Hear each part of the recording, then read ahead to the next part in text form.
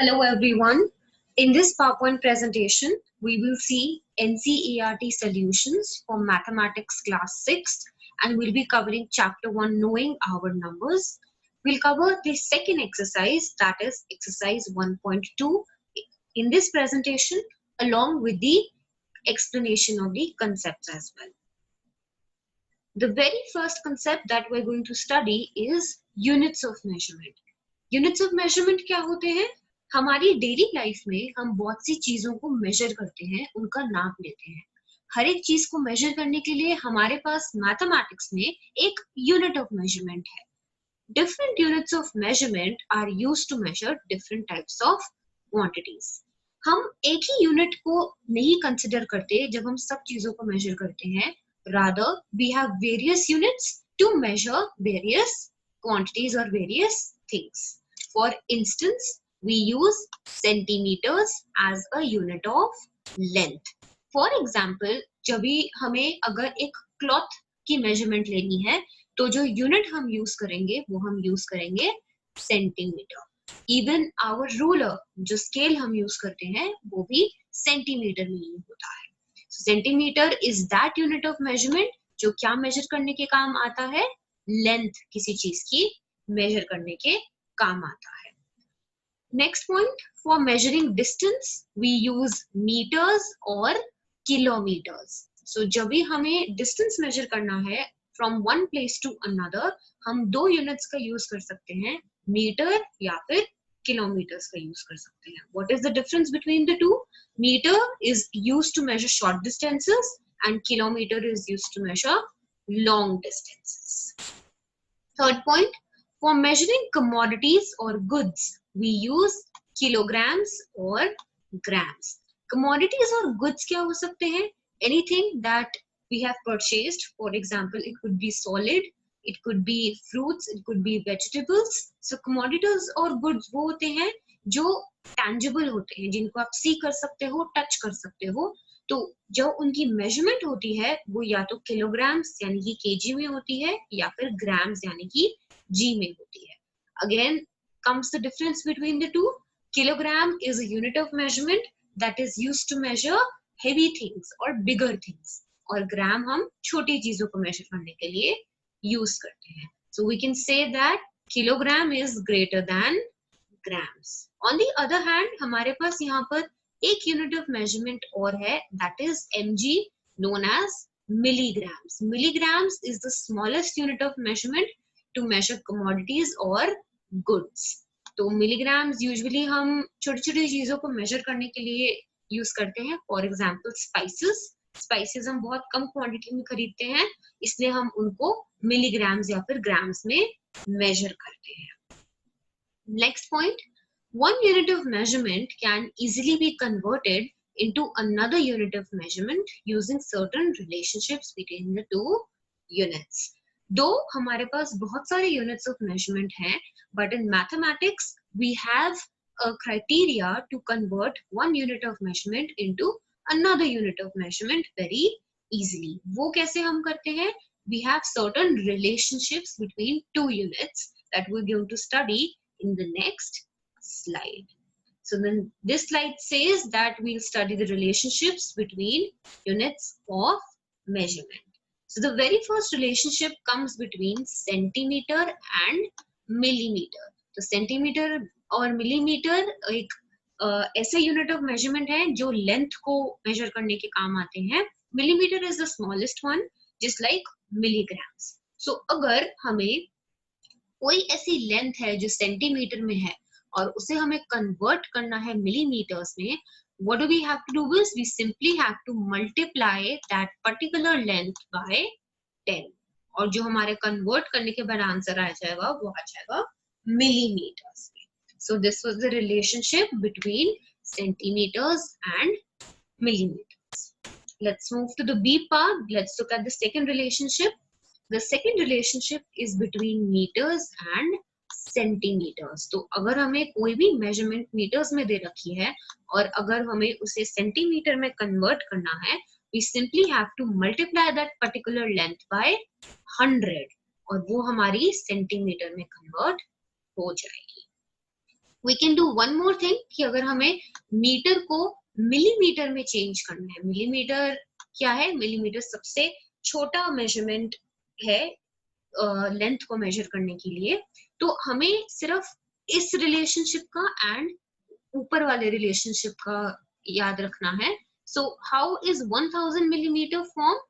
पहले हमने 1 मीटर को 100 सेंटीमीटर में चेंज किया और फिर हम सेंटीमीटर टू मिलीमीटर में जाएंगे. दैट इज अगर हमें 100 सेंटीमीटर को मिलीमीटर में चेंज करना है, हमें पता है कि सेंटीमीटर टू मीटर जाने के लिए हम मल्टीप्लाइड बाय 10 करते हैं. सो 100 centimetre is multiplied by 10 millimeter and the answer comes out to be 1000 millimeter. So you can directly change meter to millimeter as well using the relationship between meter, centimeter and millimeter. Let's look at the third relationship. 1 kilometer is equals to 1000 meter. हमें पता है कि kilometres और metres जो है वो distance को major करने के काम आते हैं. Kilometre is a bigger one, metre is a smaller one. 1 kilometre को अगर हमें कन्वर्ट करना है मीटर में, we simply have to multiply it by 1000. else अगर हमें किलोमीटर को मिलीमीटर में चेंज करना है, हम वही ऊपर वाले रिलेशनशिप्स का यूज करेंगे. देखते हैं कि यहाँ पे 1 किलोमीटर को हमने 10 लाख मिलीमीटर कैसे बनाया. सबसे पहले kilometre is turned into metre. So 1 kilometre has 1000 metre. Further हम जाएंगे मीटर टू मिलीमीटर. हमें मीटर टू मिलीमीटर के बीच का रिलेशनशिप पता है. We simply have to multiply by 1000. ये हमने लास्ट वाले पार्ट में फाइंड किया था. So what is 1000 to 1000? It comes out to be 10 lakh. So 1 kilometer has 10 lakh millimeters. Let us have a look at the next relationship, which is between grams and milligrams. ये दोनों ऐसे units of measurement हैं जो commodities, tangible goods को major करने के काम आते हैं. टैंजिबल गुड्स कौन से हुए? That can be seen and that can be touched as well. So if you have to convert grams into milligrams, we simply have to multiply that particular commodity by 1000. तो 1000 से multiply करने के बाद हम grams to milligrams में convert कर देंगे. Let us have a look at the next relationship, which is between kilograms and grams again. हमें अगर kilograms to grams में कन्वर्ट करना है, इस केस में भी हम 1000 से मल्टीप्लाई कर देंगे and then the commodity will be converted into grams from kilograms. इन दोनों relationships को यूज करते हुए हम straight away kg to milligrams भी जा सकते हैं. कैसे? सबसे पहले हमें पता है कि 1 kg में 1000 ग्राम्स होते हैं और अगर हमें ग्राम्स टू मिलीग्राम्स जाना है, हमें उसे दोबारा से 1000 में से मल्टीप्लाई करना पड़ेगा. और जब हम 1000 into 1000 करेंगे तो हमारा वही सेम आंसर आ जाएगा जो ऊपर वाले केस में आया था. That is 10 lakh. बस यहाँ पर जो हम यूनिट यूज करेंगे वो हम यूज करेंगे milligrams. This is how you convert kilograms into milligrams. The last relationship is between liters and milliliters. Liters and milliliters ऐसे units of measurement हैं जो liquids को measure करने के काम आते हैं, volume को measure करने के काम आते हैं. So if you have to convert liter into milliliter, you simply multiply that particular liquid into 1000. So 1 liter has 1000 milliliters. So these are certain relationships that we need to remember. In relationships की help से हम further relationships भी derive कर सकते हैं और अपने questions को easily solve भी कर सकते हैं. This was it for the concept. Let's move on to the exercise now. Exercise 1.2. The first question of exercise 1.2 says, a book exhibition was held for 4 days in a school. एक school में एक book exhibition हुई थी. कितने days के लिए हुई थी? 4 डेज के लिए हुई थी. The number of tickets sold at the counter on the first, second, third and the final day was respectively 1094, 1812, 2050 and 2751. तो ये जो हमें 4 डेज दे रखे हैं, इनके रिस्पेक्टिवली का क्या मतलब हुआ, जिस ऑर्डर में डेज दे रखे हैं उसी ऑर्डर में ये जो टिकट्स हैं वो सेल हुई थी. सो फर्स्ट डे हमारी 1094 टिकट सेल हुई, सेकेंड डे हमारी 1812 टिकट सेल हुई, थर्ड डे हमारी 2050 टिकट सेल हुई एंड द फाइनल और द फोर्थ डे हमारी 2751 टिकट सेल हुई. Find the total number of tickets sold on all the 4 days. तो क्वेश्चन हमसे क्या डिमांड कर रहा है कि हमें टोटल नंबर ऑफ टिकट्स निकालनी है जो all the 4 days में सेल हुई थी. So टोटल नंबर से हमें पता लग रहा है that which operation do we have to use? We need to use plus. That is हमें इन सब की सेल of tickets जो हैं उनको ऐड करना है. The most important thing when we are starting with the solution of word problem is that हमें word problems की statements को बहुत अच्छे से frame करना होता है. They are not that difficult because you simply have to derive those statements from the question itself. Let us have a look how. सबसे पहले जो हमने statement form करी है वो करी है number of tickets sold on the first day. ये हमने यहाँ से लिया. Number of tickets sold on the first day, that is 1094. Next statement, number of tickets sold on the second day, 1812, and so on. We will make the statements. Number of tickets sold on the third day is 2050 and the final day is 2751. Next जो हमारी statement form होगी वो होगी जो question ने हमसे demand किया है. That is total number of tickets sold on all the 4 days. हमें क्या represent करना है? इन सब का sum represent करना है. And after doing all the calculations, we get the answer as 7,707. One more point to be noted here is, जब भी हम word problem solve करते हैं, it becomes very important for us to write down the concluding statement.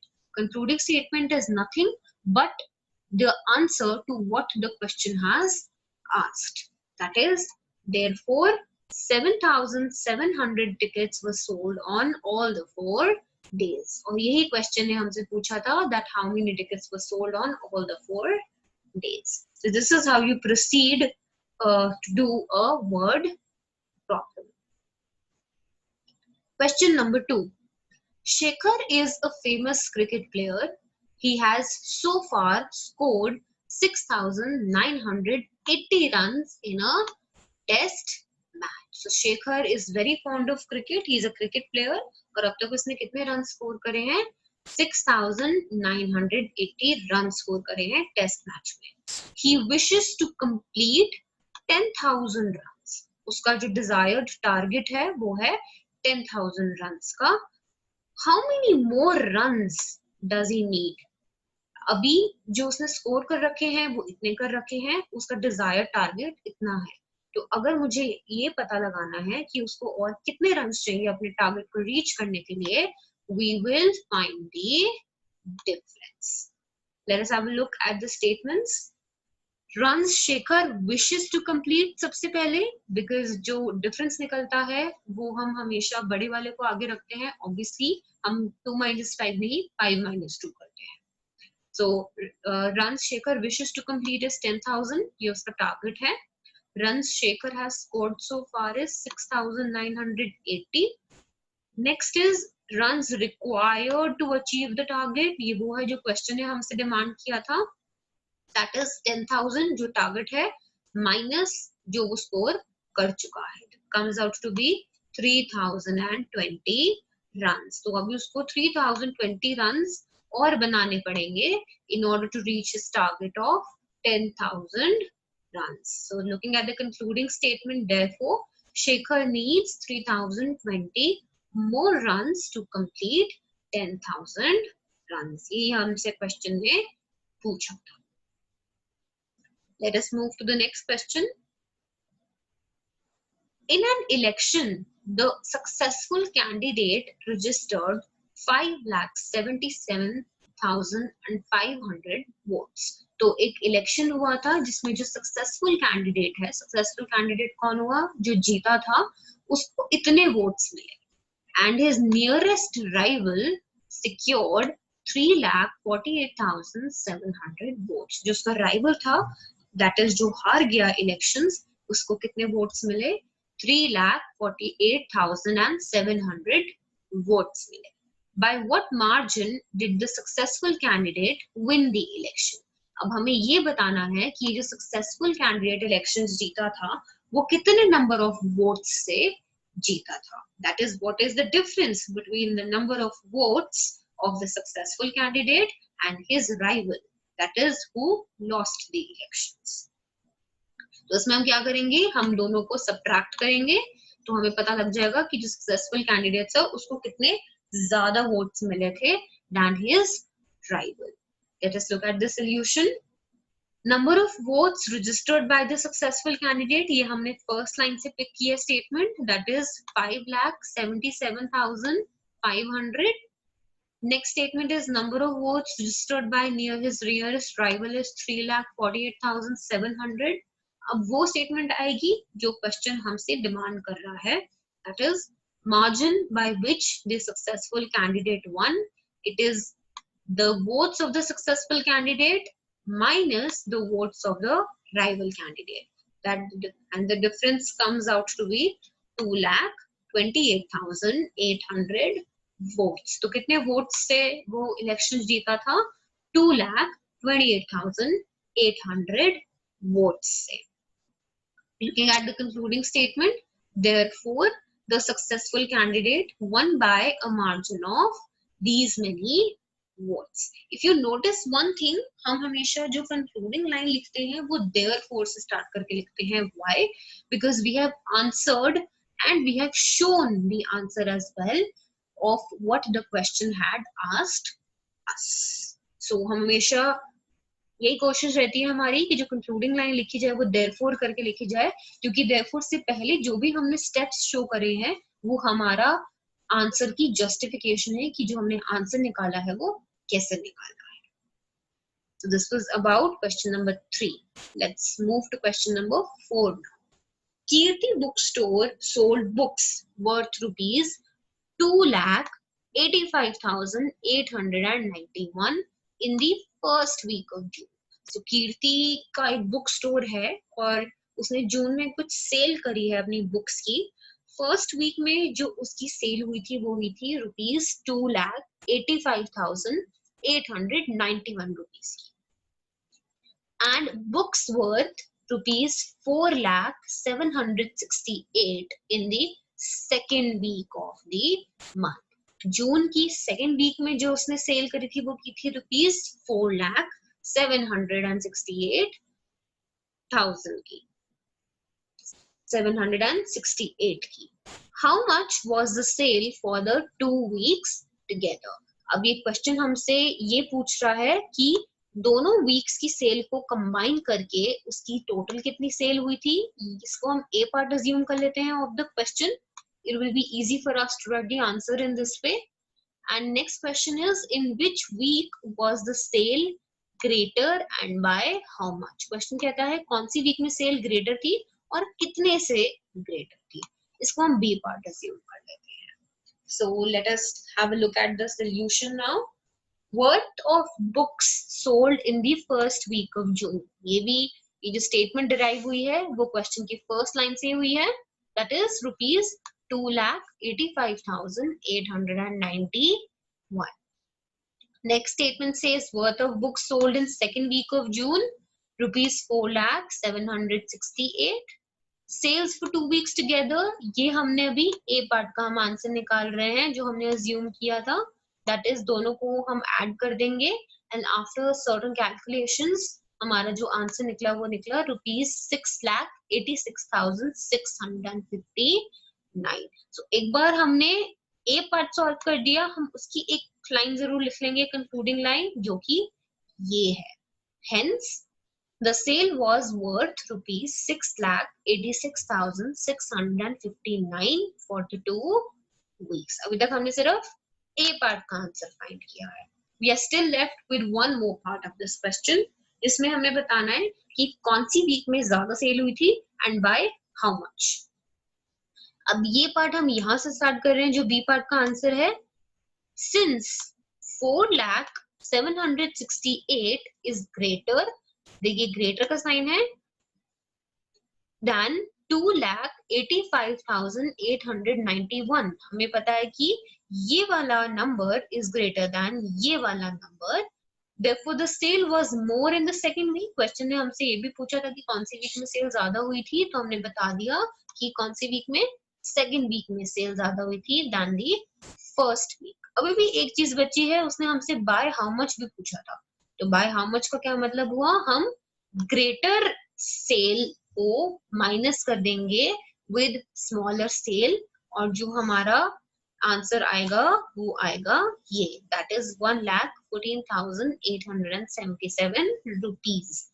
ये क्या answer हुआ हमारा कि उसने जो सेकेंड वीक में सेल की थी वो इतने रुपीज से ज्यादा की सेल की थी than the first week of June. तो हमारी कंक्लूडिंग स्टेटमेंट क्या बन जाती है, the sale was greater in second week than the first week by rupees 1,14,877. So this was about question number 4. Let's move to question number 5 now. Find the difference between the greatest and the least. Least का मतलब क्या हुआ, smallest number that can be written using the digits 6, 2, 7, 4, 3, each only once. ये बहुत important point है. Question क्या कहता है कि हमें डिफरेंस फाइंड करना है, इनके बीच में डिफरेंस फाइंड करना है, greatest and the least number. और वो नंबर कौन फॉर्म करेगा, इन डिजिट्स की हेल्प से हमें वो नंबर फॉर्म करना है. एक इंपॉर्टेंट पॉइंट और है कि हमें इनको डिजिट्स को रिपीट नहीं करना है. So we have to use every digit only once. Junior classes में हमने ग्रेटेस्ट और स्मॉलेस्ट यानी लीस्ट नंबर बनाने का एक मेथड पढ़ा था, कि वो क्या था कि जब भी हमें ग्रेटेस्ट नंबर फॉर्म करना होता है तो हम गिवन डिजिट्स को अरेंज करते हैं डिसेंडिंग ऑर्डर में. डिसेंडिंग ऑर्डर कौन सा होता है, बड़े से छोटा.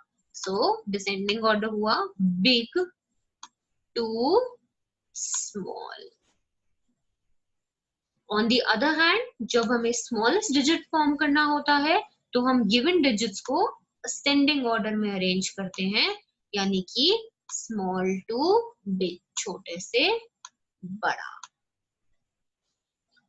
From the highest place to ones place. तो अगर हमें इन डिजिट्स को यूज करके greatest and smallest digit number बनाना है तो using the digits 6, 2, 7, 4, 3 each only once, जो ग्रेटेस्ट 5 डिजिट नंबर फॉर्म होगा वो होगा 76,432, और जो स्मॉलेस्ट 5 डिजिट नंबर फॉर्म होगा वो सिंपली इसका रिवर्स हो जाएगा, that is 23,467.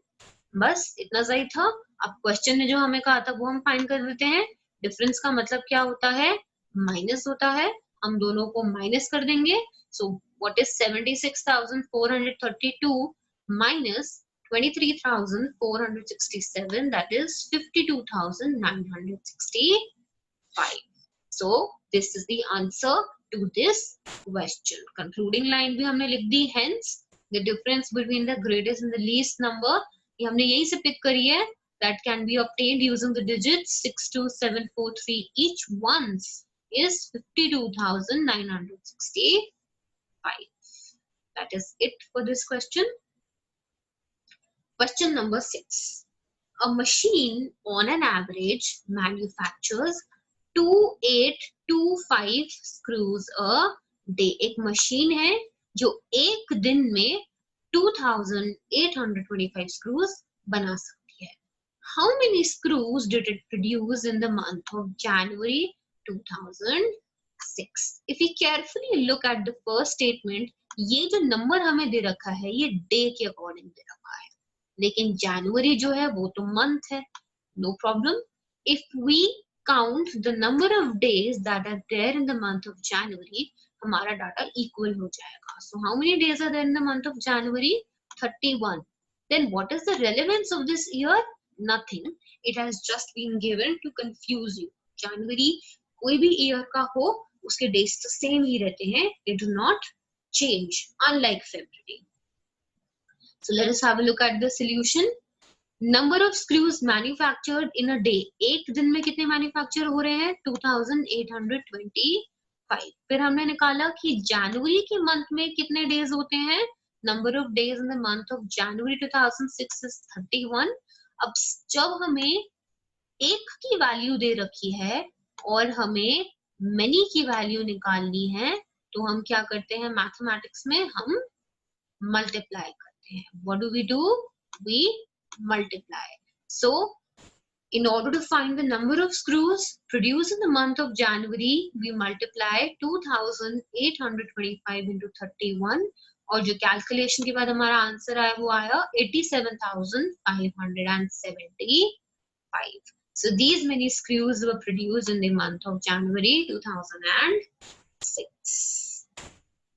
Quite an easy question. Let's move to question number 7.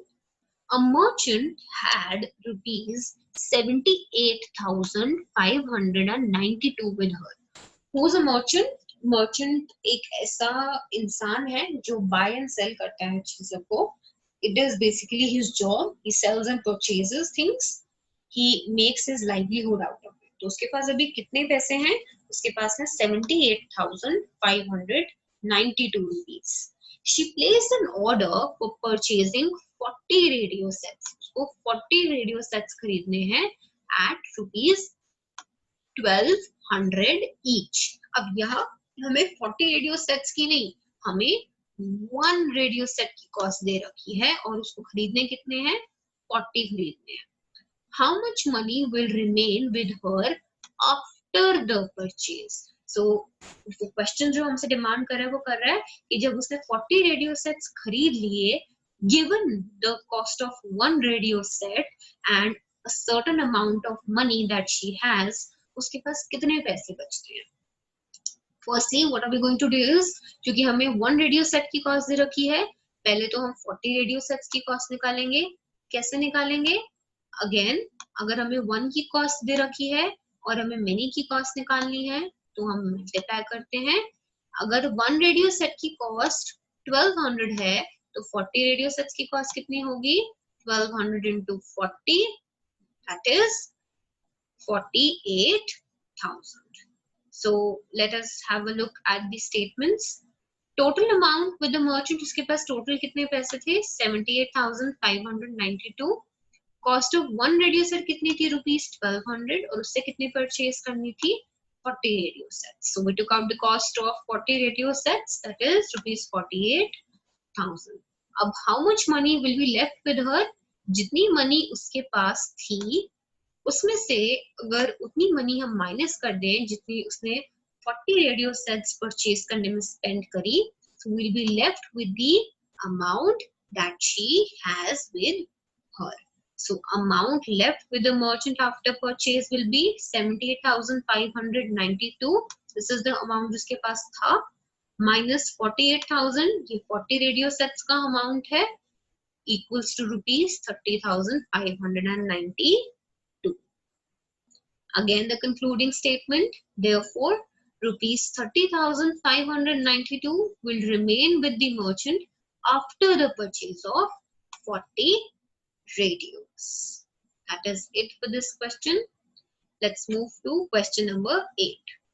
A student multiplied 7,236 by 65 instead of multiplying by 56. तो स्टूडेंट था जिससे एक मिस्टेक हो गई, उसको 7,236 मल्टीप्लाई करना था 56 से. ये करेक्ट है, लेकिन उसने गलती से मल्टीप्लाई कर दिया 65 से. ये उसने रॉन्ग कर दिया. आगे बढ़ते हैं. By how much was his answer greater than the correct answer? अब obviously अगर उसने गलत नंबर से मल्टीप्लाई किया है तो उसका आंसर भी गलत आएगा. क्वेश्चन ने हमसे पूछा है कि अगर उसने करेक्ट से मल्टीप्लाई किया होता तो उन दोनों के बीच का जो डिफरेंस है या वेरिएशन है वो कितना होता. एज आई सेड डिफरेंस, तो डिफरेंस का मतलब होता है माइनस, यानी कि हमें सब्ट्रैक्ट करना है। एक हिंट भी दे रखी है इसमें, you need to do the you need to do both the multiplications? Yes, we really need, वरना हमें करेक्ट और इनकरेक्ट आंसर कैसे पता लगेगा? Let us have a look at the statement. Wrong answer कैसे निकला? उसने गलती से 65 से मल्टीप्लाई कर दिया था 7236 को, तो रॉन्ग आंसर आ गया 4,70,340। राइट आंसर कैसे निकला? उसने उसको मल्टीप्लाई करना चाहिए था 56 को 7,236 से, और उसका आंसर आना चाहिए था 4,05,216। अब हमें ये बताना है कि उसका रॉन्ग आंसर कितना ज्यादा था than the correct one. So we will simply find the difference between the two of them. That is 4,70,340 minus 4,05,216. That comes out to be 65,124. तो उसके गलत मल्टीप्लाई करने की वजह से उसका जो डिफरेंस निकल कर आ गया आंसर में वो इतना ज्यादा आ गया, that is 65,124. So this is how you will do this question. Concluding statement भी हमारी यही से बन गई. Therefore, the wrong answer is greater than the right answer by 65,124. इतना ज्यादा डिफरेंस आ गया उसकी सिर्फ एक डिजिट को इधर उधर करने से. Let's move to question number 9. To stitch a shirt, 2 meter 15 centimeter cloth is needed. एक शर्ट को स्टिच करने के लिए हमें कितना क्लॉथ चाहिए? 2 मीटर 15 सेंटीमीटर का क्लॉथ चाहिए. Out of 40 meter cloth, how many shirts can be stitched and how much cloth will remain? Question कहता है कि एक शर्ट को स्टिच करने के लिए 2 मीटर 15 सेंटीमीटर का क्लॉथ लगता है.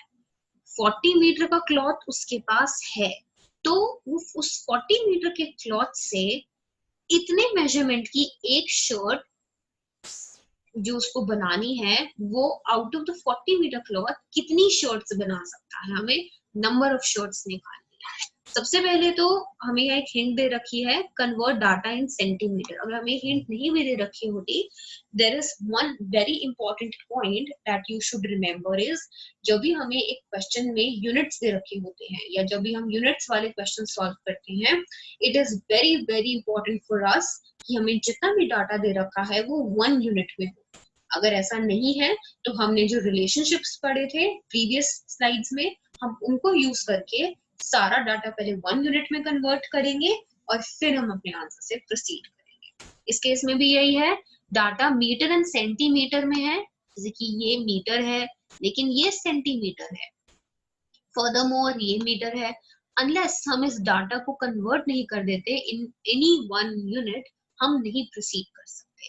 सबसे पहले हम यही करेंगे, सिंस हमने रिलेशनशिप पढ़ा हुआ है that 1 metre is equal to 100 centimetre, तो हम जो डाटा प्रेफरेबली कन्वर्ट करेंगे वो कन्वर्ट करेंगे सेंटीमीटर में. तो जो भी मीटर में है that is 2 metre and 40 metre को कन्वर्ट कर दिया जाएगा centimetre. Let us have a look at the solution. Cloth required to stitch a shirt, एक शर्ट को बनाने के लिए कितना क्लॉथ चाहिए? 2 मीटर 15 सेंटीमीटर. बट अभी इस 2 मीटर को हमें सेंटीमीटर में चेंज करना पड़ेगा. हम कैसे चेंज करेंगे? हम सिंपली मल्टीप्लाई कर देंगे बाय 100. हमने यहाँ कर दिया मल्टीप्लाइड बाय 100. क्योंकि 15 ऑलरेडी सेंटीमीटर में है, हम उसको नहीं टच करेंगे.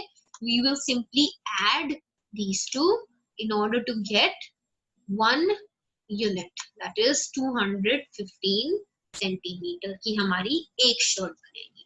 अब जो हमें क्लॉथ अवेलेबल है हमें उसको भी कन्वर्ट करना पड़ेगा. तो 40 मीटर को अगर हमें चेंज करना है सेंटीमीटर में, तो हम 40 को मल्टीप्लाई कर देंगे 100 से, और जो हमारा आंसर आ जाएगा सेंटीमीटर में आ जाएगा 4000 centimetre. Now comes the final part, that is हमें नंबर ऑफ शर्ट्स निकालनी है. मैथमेटिक्स में हमें पता है जब भी हमें किसी चीज का नंबर निकालना होता है हम कौन सा ऑपरेशन यूज करते हैं? डिविजन यूज करते हैं. So 4000 divided by 215 is 18 shirts. तो जब हमने इनको डिवाइड किया, जो हमारा कोशेंट निकल कर आया वो आया 18, दैट इज 215 सेंटीमीटर की एक शर्ट के अकॉर्डिंग 4000 सेंटीमीटर के क्लॉथ में से कितनी शर्ट्स बन सकती हैं? 18 शर्ट्स बन सकती हैं।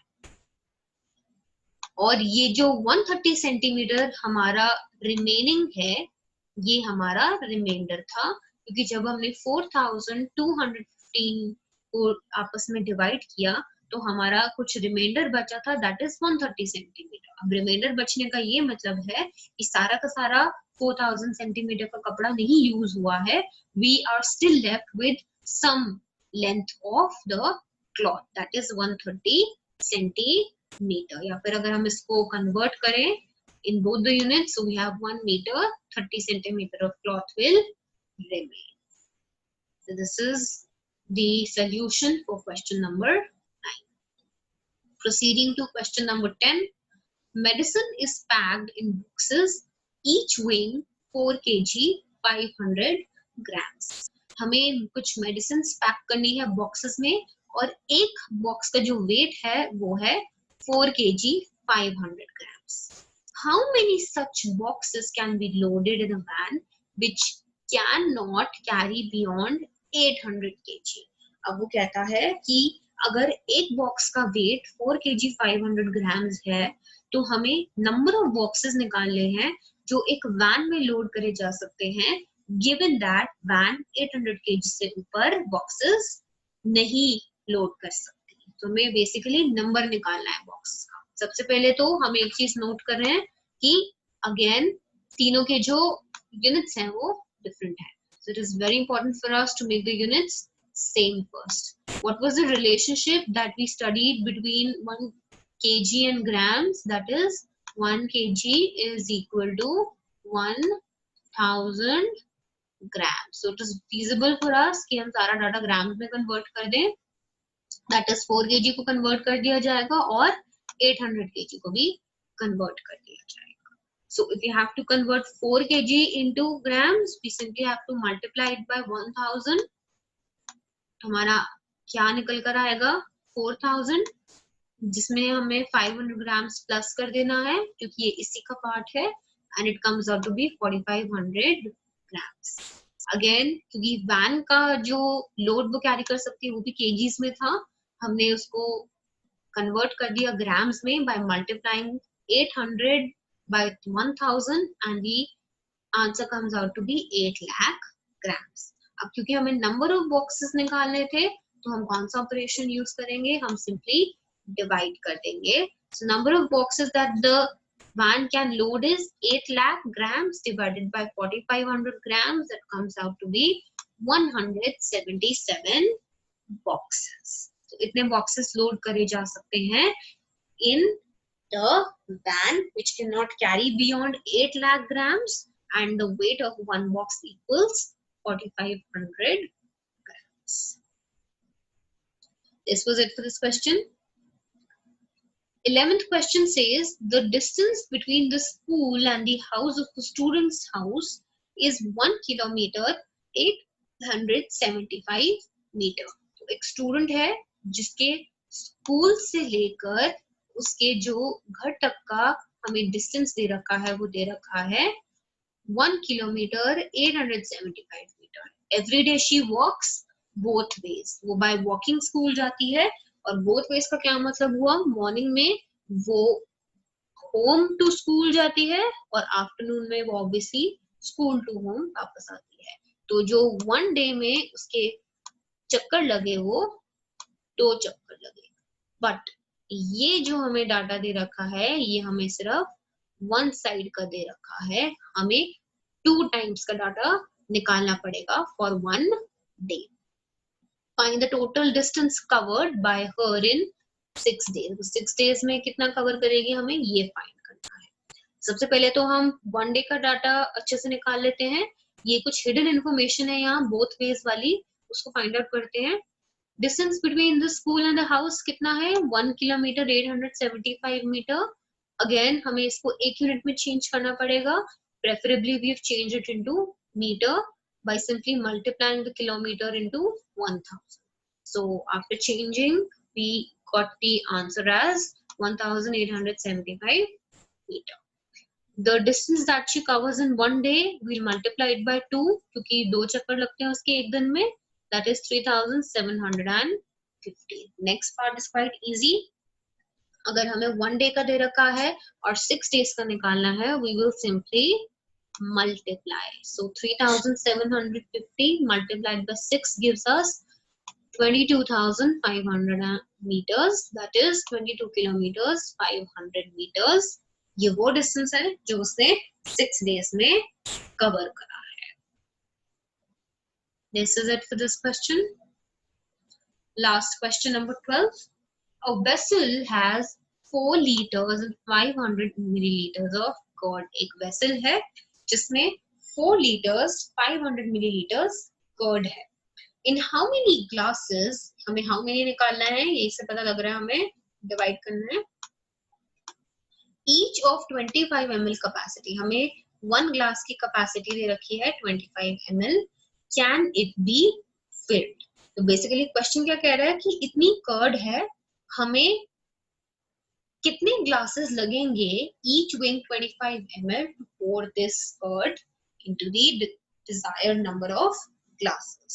So again the same thing, since the data is not in one unit, हमें इसको एक यूनिट में convert करना पड़ेगा. This and this. Preferably we'll convert it into milliliters because the distance, the relationship between liters and milliliters is of 1000. तो जब हम 4 liters को milliliters में convert करेंगे, we will multiply it by 1000 और हमारा आंसर आएगा 4000, जिसमें हम 500 ऐड कर देंगे because it is already in milliliters, और जो final हमारी curd की क्वांटिटी आ जाएगी वो आ जाएगी 4500 milliliter. This data was already in milliliters, so no need to convert it. अब जब हमें number of glasses find करने हैं तो हम simply 4500 को divide कर देंगे 25 से. So the number of glasses that are required is 180 glasses. तो 180 glasses चाहिए, each weighing 25 ml. अगर हमें 4500 ml की कर्ड उन ग्लासेस में पोर करनी है तो. This was it about this question. This was it about chapter 1, knowing our numbers, exercise 1.2. Thank you so much for watching with so much patience.